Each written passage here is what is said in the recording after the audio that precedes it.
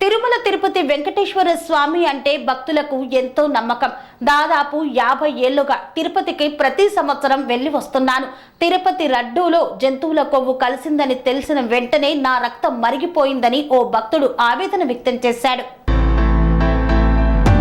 తిరుమల శ్రీవారి లడ్డూలో కల్తీ నెయ్యి వ్యవహారంలో సీటు విచారణ వేగవంతమైంది. నేటి నుండి 3 బృందాలుగా ఏర్పడి సీటు విచారణ కొనసాగించనుంది. గత కొన్ని రోజులుగా ఆంధ్రప్రదేశ్ రాష్ట్రంలో తిరుపతి లడ్డూ ప్రసాదం కల్తీ కాంట్రవర్సీ తీవ్ర కలకలం రేపుతోంది. ఈ మధ్య కాలంలో కలియుగ దైవం వెంకటేశ్వరుడి సన్నిధిలో పంపిణీ చేసే లడ్డూ ప్రసాదంలో జంతు మాంసం నుండి తీసిన కొవ్వు కలిపి తయారు చేసిన నెయ్యిని ఉపయోగిస్తున్నారని ఆరోపణలు వచ్చాయి. దీంతో ఈ విషయాన్ని సీరియస్ గా తీసుకున్న కేంద్ర ప్రభుత్వం ఈ నేపథ్యంలో తిరుమల తిరుపతి వెంకన్న స్వామిని దైవంగా భావించే భక్తుల మనోభావాలు దెబ్బతిన్నాయి. ఓ భక్తుడు మాట్లాడుతూ 50 ఏళ్లుగా వెంకటేశ్వర స్వామిని దర్శించుకుంటున్నాను. అప్పట్లో లడ్డూ తీసుకువెళ్తే నెల రోజులు ఉండేది. ఇటీవల లడ్డూలో జంతువుల కొవ్వు కలిపారని తెలిసి రక్తం మరిగిపోయిందని శ్రీవారి భక్తుడు ఆవేదన వ్యక్తం చేశాడు. స్వామి బోధానంద గోసేవ ఆశ్రమం సైథాపూర్.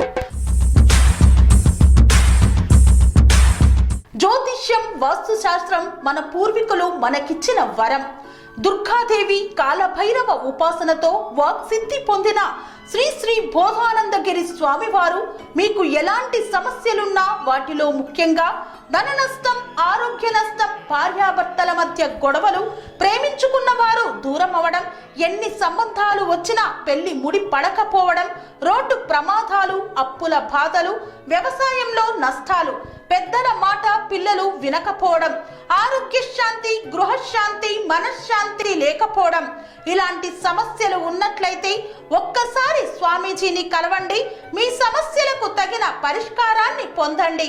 అంతేకాక అన్ని రకాల వ్యాధులకు గోపంచగవ్య మరియు మూలికా వైద్యం చేయబడును. నమ్మకంతో రండి, ఆయురారోగ్యాలతో వర్ధిల్లండి.